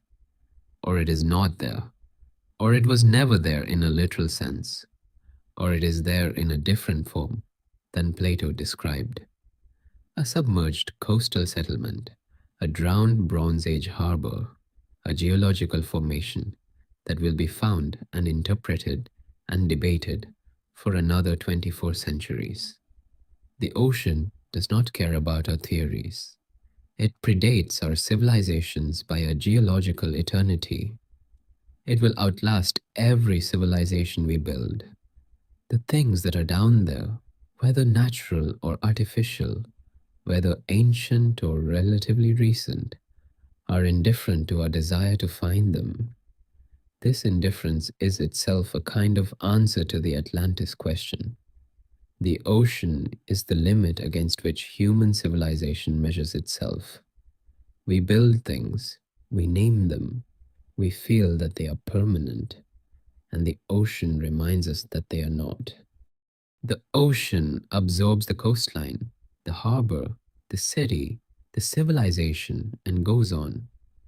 Plato knew this, the Greeks knew this, every civilization that has ever lived by the sea has known this. The sea is patient, the sea wins. The story of Atlantis is the story of every civilization's relationship with the sea, with the ultimate limit, with the force that cannot be controlled, with the reminder that everything human is ultimately temporary. And it is the story of the search that goes on after the loss, the refusal to accept that something magnificent can simply disappear without a trace, the insistence that the memory of greatness must mean something, even if the thing itself is gone. In that search, conducted across 24 centuries and still ongoing, we find perhaps the most distinctly human thing about the Atlantis story. We are the animal that cannot accept loss. We are the animal that turns absence into presence through the act of remembering. We are the animal that tells stories about the things that are gone, and in telling the stories keeps them alive in some form, gives them a continued existence in the only place where they can still exist, in the minds of those who hear the stories and pass them on. Plato told the story. His students heard it and passed it on. The medieval scholars who rediscovered his texts passed it on. Donnelly passed it on in his own changed form. Casey passed it on in his. Thousands of books and documentaries and websites have passed it on since. Now I am passing it on to you. The island that may or may not have existed is more alive right now in this telling than any real island that has never been described. That is what stories do. That is what Plato understood when he wrote the story down. That is why the Critias breaks off at the moment of divine judgment. Because if he had finished it, if he had described the destruction in detail, if he had given us the full account of the sinking, then the story would be complete. And a complete story can be understood. A complete story can be filed away. But an incomplete story, a story that breaks off at the moment of the gods' deliberation, that leaves the judgment unspoken and the destruction undescribed, that story is alive. It is still happening. The gods are still deliberating. The judgment is still pending. We are still in it. The water is dark outside. The deep Atlantic is doing what it always does, moving in its ancient patterns, indifferent to the stories we tell about it. Somewhere in its depths, or in the memory of the people who have lived by its shores, or in the pages of two dialogues written by a Greek philosopher 24 centuries ago, Atlantis waits, not to be found, to be understood. The island of Santorini today is one of the most beautiful places on earth. The white houses clinging to the rim of the caldera, the deep blue water of the flooded volcanic crater below, the sunsets that people travel thousands of miles to see, the wine made from grapes, grown in volcanic soil, that produces something that tastes like nowhere else on earth. Santorini is beautiful because it was destroyed. The eruption that may have contributed to the Atlantis legend, the eruption that buried Akrotiri, that sent tsunamis across the Aegean, that may have helped end the Minoan civilization. is the same eruption that created the caldera that makes Santorini the place it is. The caldera is the collapsed center of the old volcano. When the magma chamber underneath the island emptied in the eruption, the top of the volcano fell into the void, creating the Great Bay that is now one of the most photographed scenes in the world. The island that exists today is a ring, the remnant of the crater's rim, around an absence. There is something almost too perfect about this geography. The place that may have given rise to the Atlantis legend is itself organized around an absence, around the hole where something used to be. The caldera is the physical embodiment of loss, and Santorini is built around it, looks toward it, is defined by it. The town of Oya perches on the northern tip of the caldera rim. The houses are carved directly into the volcanic rock. When you walk through Oya, you are walking through a town that is literally built from the remnants of a catastrophe. The stone under your feet is the hardened magma of an eruption that ended a civilization. Underneath the town of Akrotiri, on the southern part of the island, the Minoan settlement is still being excavated. The houses are extraordinary, 3 stories tall, with plastered walls and elaborate frescoes. The West House, the House of the Ladies, the House of the Fishermen, named for the scenes depicted in the wall paintings, preserve images of a world that was abruptly, completely ended. The famous fresco of the miniature ships shows a fleet of vessels moving between 2 ports, with dolphins jumping in the sea alongside them, with people on the shores watching, with buildings and gardens visible in the background. It is a scene of confident, comfortable maritime civilization. No storm, no disaster, just ships and sea and the ordinary life of a prosperous port. The people who painted that fresco did not know what was coming. They were in the middle of their ordinary lives, moving goods, building houses, decorating walls, celebrating festivals, when the earth gave way beneath them. Or perhaps they did know or suspect. Some evidence suggests that the inhabitants of Akrotiri evacuated before the final eruption. No human remains have been found in the ruins, which is unusual for a settlement destroyed so completely. Perhaps the preliminary earthquakes and smaller eruptions gave them enough warning to leave. Perhaps they watched from a safe distance as their homes were buried under 30 meters of volcanic ash. If they survived and scattered, joining other communities around the Aegean, carrying the memory of what they had lost, their stories might have persisted. The memory of the great island with its beautiful houses and its ships and its prosperity, destroyed by fire from the earth, swallowed eventually by the sea as the caldera filled. This memory might have been the seed of something. It would have changed with the telling. The specific island would have been forgotten, replaced by a grander, more abstract place. The specific eruption would have been replaced by the wrath of the gods. The specific displacement would have been transformed into a philosophical lesson, and across 1,000 years of transmission, from the Minoan refugees to their neighbors, to the Bronze Age civilization, to the Dark Age survivors, to the early Greeks, to Egypt, to Solon, to Plato, it would have become unrecognizable as a memory of the specific event at Thera. But the core might have persisted. The great island, the sea, the loss, this is speculation. It is not provable, and may never be provable. The chain of transmission between Thera and Plato, if it exists, left no documentation. We can point to the parallel, a sophisticated island civilization destroyed by volcanic fire and subsequent flooding. But we cannot trace the specific path from event to legend. What we can say is that the Minoan civilization left its mark on the Greek world in ways that are documented. The myth of the Minotaur, the half man, half bull monster that lived in the labyrinth of Crete, almost certainly preserves a memory of Minoan ritual practices involving bull leaping, practices that are documented in the acrotiri and Cretan frescoes.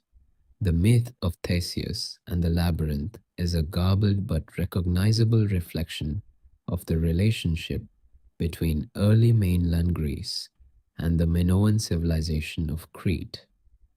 If the Minoans could leave this kind of mythological trace in the Greek tradition, it is not unreasonable to suppose that the catastrophic end of their civilization might also have left a trace. The Minoan collapse was one of the defining events of the Bronze Age Aegean world. Its memory may have been more durable and more widespread than we can document. The figure of Poseidon in the Atlantis story is worth a moment of attention. Poseidon, the god of the sea, of earthquakes, of horses, is the founding deity of Atlantis. He is the one who fell in love with the mortal Plato, who built the concentric rings to protect her, who fathered the line of Atlantean kings. When the Atlanteans fell from virtue, it was his realm, the sea, that consumed them. Poseidon is not a gentle god.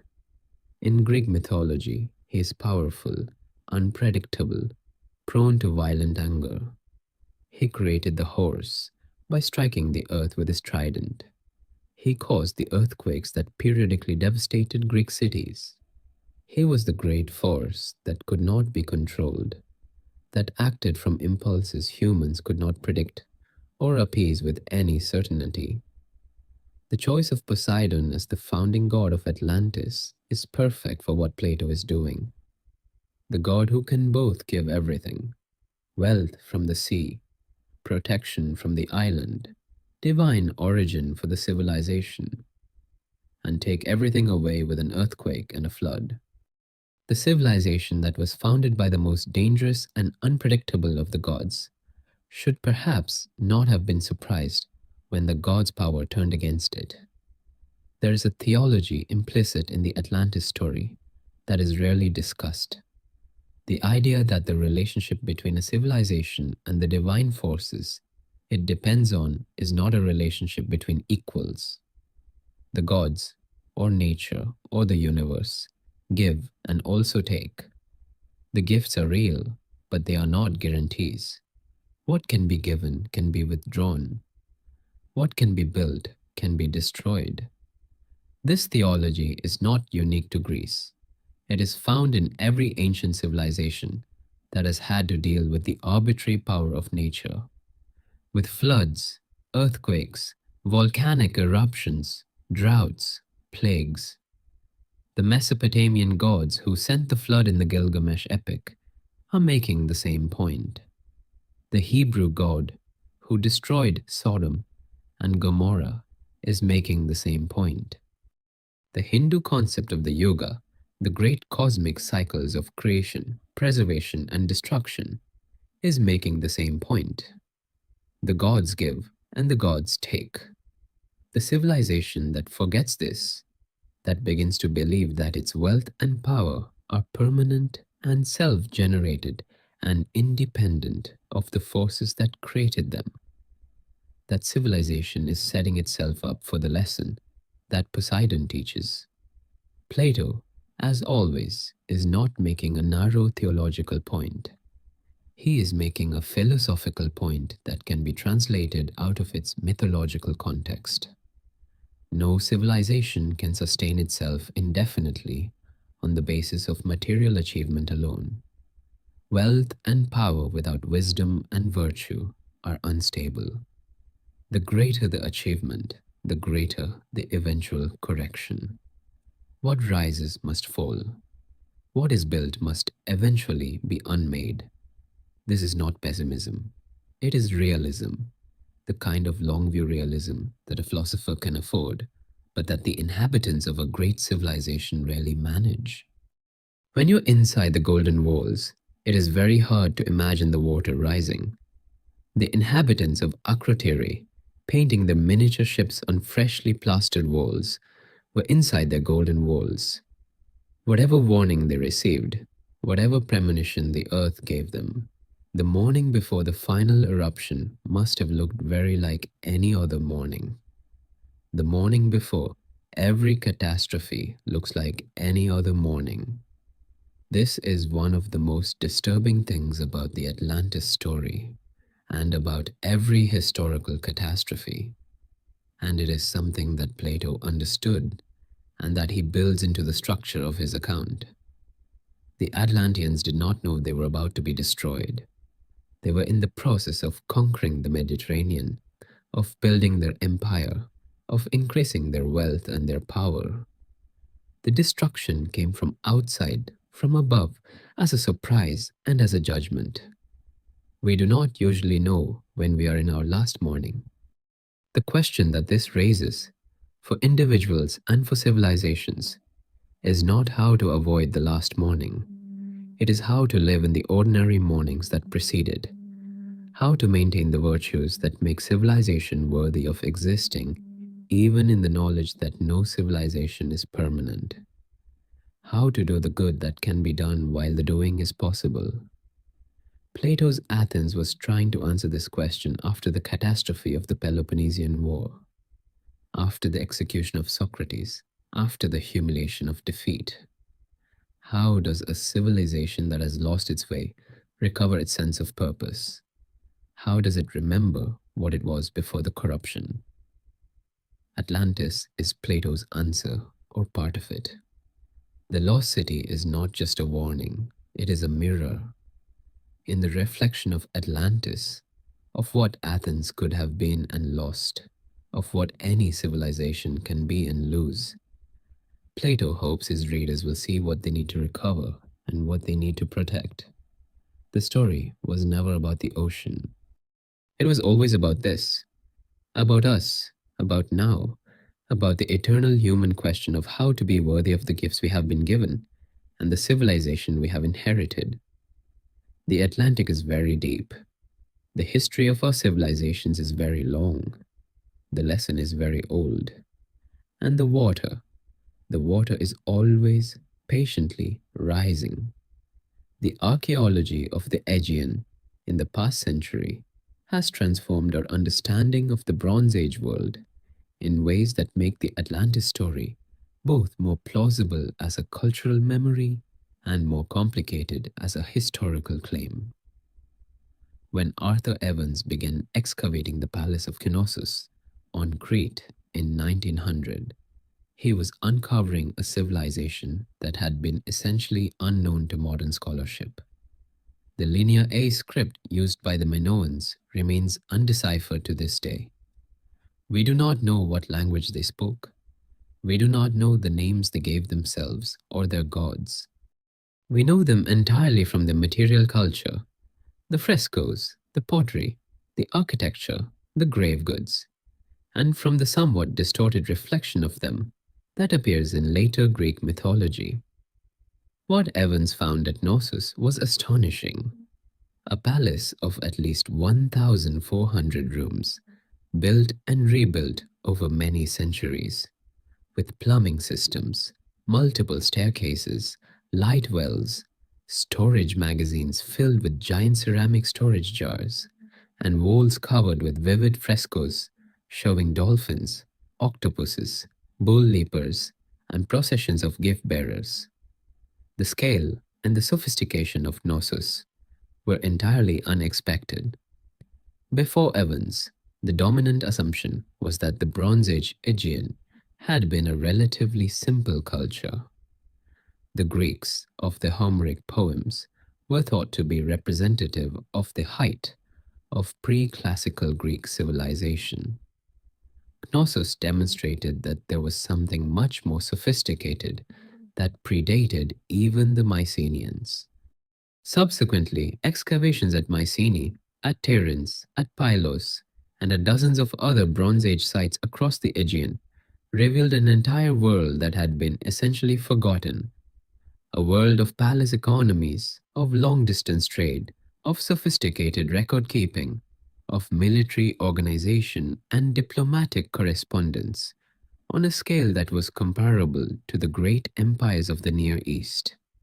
The Decipherment of Linear B in 1952 by Michael Ventris, one of the great intellectual achievements of the 20th century, revealed that the Mycenaeans spoke an early form of Greek. Their bureaucratic records, meticulously maintained on clay tablets that survived because they were baked hard in the fires that destroyed the palaces, documented the management of agricultural estates, the distribution of goods, the organization of military forces, and the maintenance of a pantheon of gods that included recognizable early versions of Zeus, Hera, Poseidon, and others. The sophistication of the Mycenaean world made the later Dark Ages even more remarkable by contrast. The collapse of the Bronze Age was not a gradual transition, it was an abrupt discontinuity. The Linear B bureaucrats who were keeping meticulous records of grain and bronze one decade were gone the next. The palaces that had been continuously occupied for centuries were abandoned and not rebuilt. The people who lived through this did not explain it to us in writing, because the writing disappeared with the palace bureaucracies. What they left us was the ruins and the legends and the sense that the world had once been otherwise. Homer's Iliad, composed perhaps 4 centuries after the Bronze Age collapse, is the most important surviving document of that sense. The world of Achilles and Agamemnon and Odysseus is a world of heroes who are bigger and more capable than the men of Homer's own time. Men who can lift boulders that 10 modern men could not budge, who can fight all day without tiring, who have direct relationships with the gods. They are not really people. They are the memory of an earlier, greater time, amplified by 4 centuries of oral tradition into something superhuman. The Iliad is, in this reading, the Greek version of Atlantis, the story of a lost age of heroes, preserved in song because the evidence in stone had been lost. The difference is that Homer is telling his story as a story, as myth, as legend, without any claim that it is a historical account of real events. Plato, by contrast, insists that his story is a historical account, transmitted through a specific chain of sources, preserved in specific records. This insistence, which has puzzled scholars for centuries, may itself be the most important clue to what Plato was doing. By claiming historical status for his story, Plato was making a different kind of claim than Homer. Homer says, there were once heroes greater than any now living, and their story is worth telling. Plato says, there was once a civilization greater and more corrupt than any now living, and its fall was real, and the lesson of that fall is available to us if we are willing to learn it. The historical claim is in service of the philosophical claim.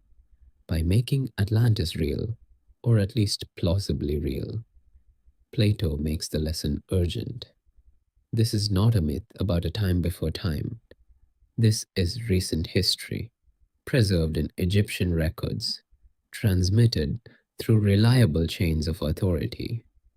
This happened, this can happen again.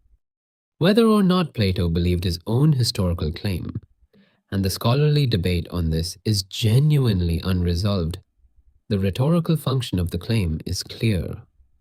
He wants his readers to feel the weight of the story as something more than fantasy. He wants them to take the warning seriously because the thing being warned about is, in his telling, something that has actually happened. The lesson he is teaching is the same lesson that the ruins of Knossos and Mycenae would eventually teach the archaeologists of the 19th and 20th centuries. The world before our world was sophisticated and complex and capable, and it fell. What fell once can fall again. This is the enduring truth of Atlantis, the truth that survives every examination and every debunking and every new search of the ocean floor.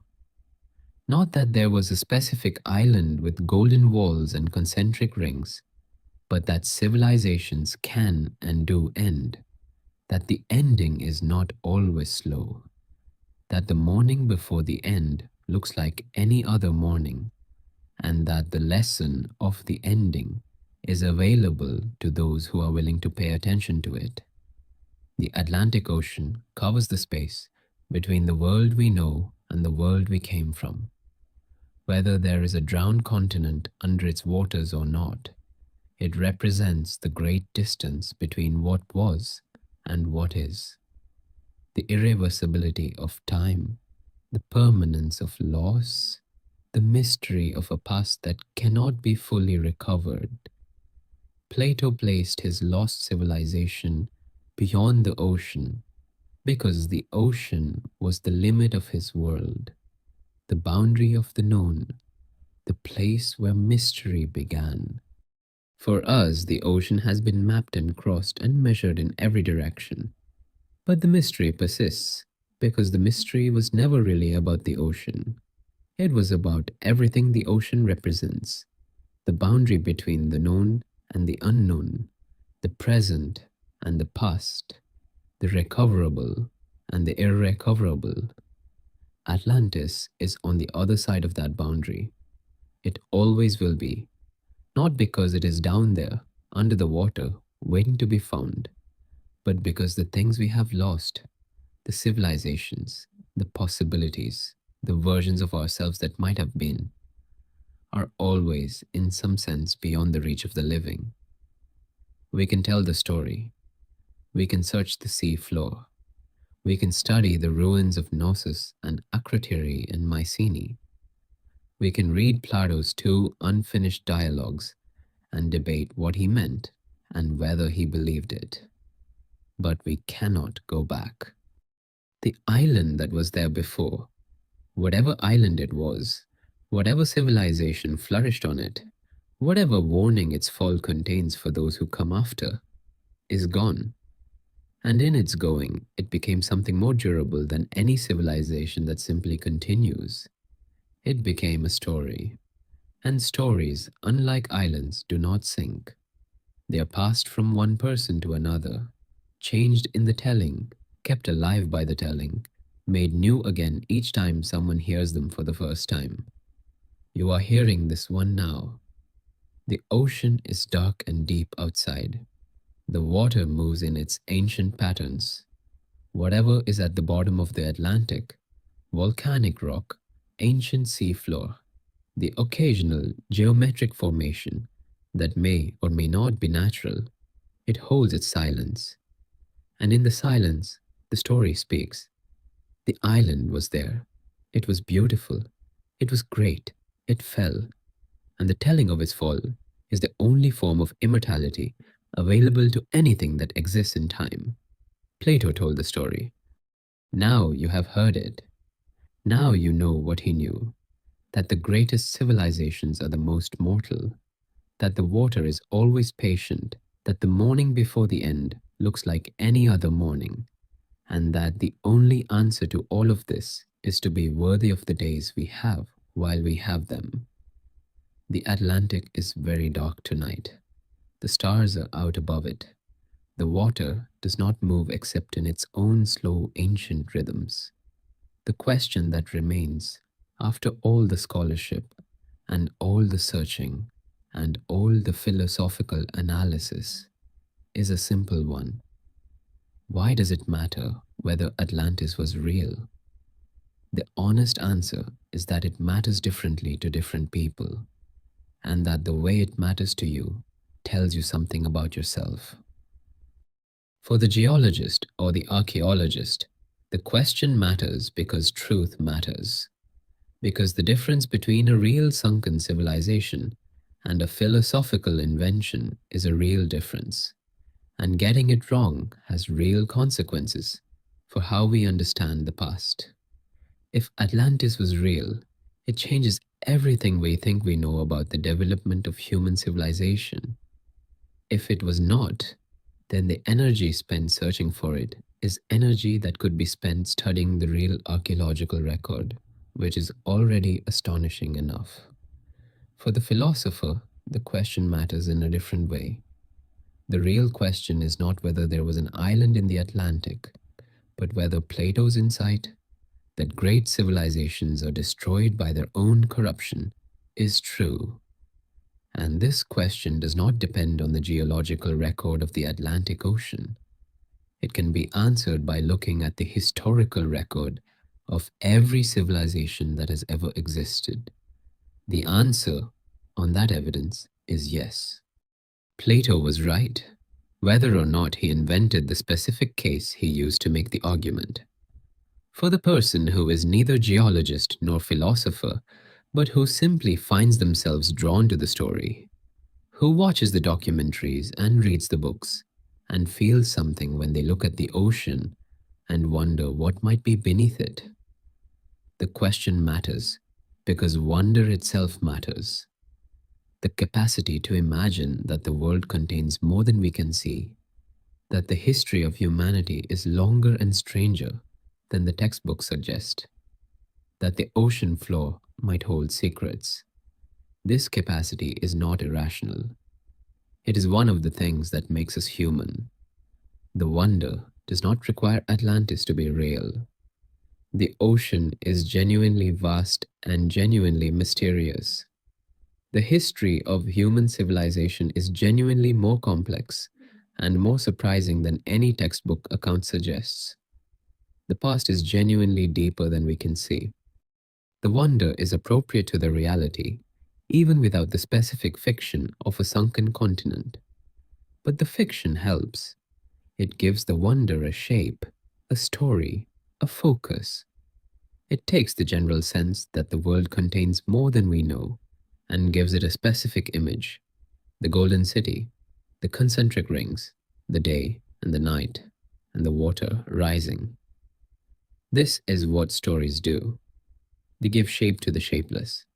They make the vast and the abstract into something that can be grasped, felt, imagined. Plato gave us a story that has been doing this for 24 centuries. Whatever his intentions, philosophical allegory, historical transmission, or some combination of both, he created something that has outlasted every attempt to reduce it to its components. Take away the literal belief in a sunken continent, and Atlantis is still there.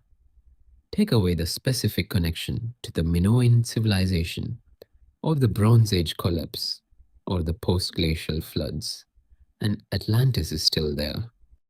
Take away Plato himself if you can, and Atlantis is still there, in the idea of the great civilization that fell, in the warning about hubris, in the image of the water rising. It is still there because it is not really about a place. It never was.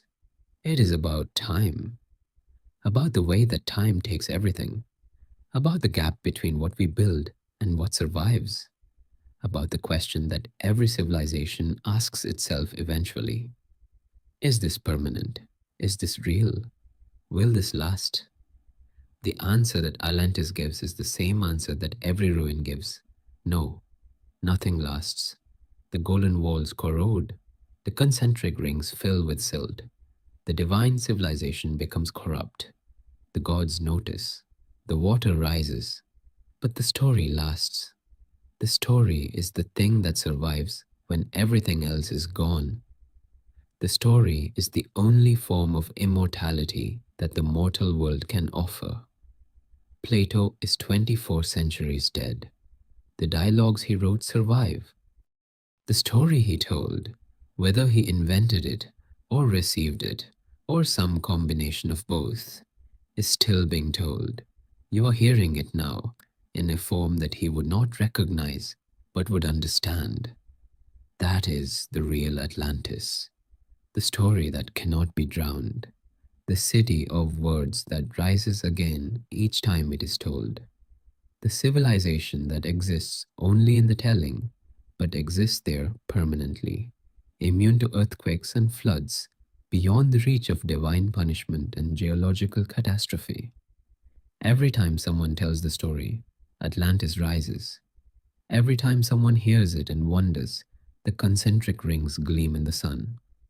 Every time someone looks at the ocean and thinks of what might be beneath it, the city is there, not below the water, but in the imagination, which is where it has always been. This is not a small thing. The human imagination is the most powerful force in the world. It is the force that built every civilization that has ever existed and that destroyed many of them. It is the force that created writing and mathematics and philosophy and architecture and all the other tools that make civilization possible. It is the force that created the story of Atlantis and the force that has kept the story alive for 24 centuries. Plato trusted that force. He trusted that if he built the story well enough, if he made the city beautiful enough, the corruption clear enough, the lesson urgent enough, the story would do its work without his needing to explain it. He was right. The city is there. The water rose. The lesson is available to anyone who wants to learn it. Whether you take the lesson as a warning about political corruption, or as a reminder of environmental limits, or as a meditation on the fragility of civilization, or simply as a beautiful and melancholy story about loss, it is there. It has always been there. It will be there tomorrow. The Atlantic Ocean is very dark tonight. The stars are reflected on its surface for a moment, then rearranged by the wind into new patterns, then reflected again. The water is moving in its ancient rhythms, indifferent to our stories, indifferent to our civilizations, indifferent to the question of whether Atlantis was real. The water was here before us. It will be here after us. In the meantime, we have the story. We have the golden city and the concentric rings, and the divine origin, and the corruption, and the judgment, and the water, and the silence. We have Plato's two unfinished dialogues, which break off at the moment of divine deliberation, which leave the judgment unspoken, which keep us forever in the moment before the punishment is decided. We are still in that moment. The gods are still deliberating. The city is still there, gleaming in the sun, unaware of what is coming. The water is still patient. And you are here, in the darkness before sleep, with the ocean and the story, and the question that has no final answer. That is enough. That is everything. Sleep now. The end.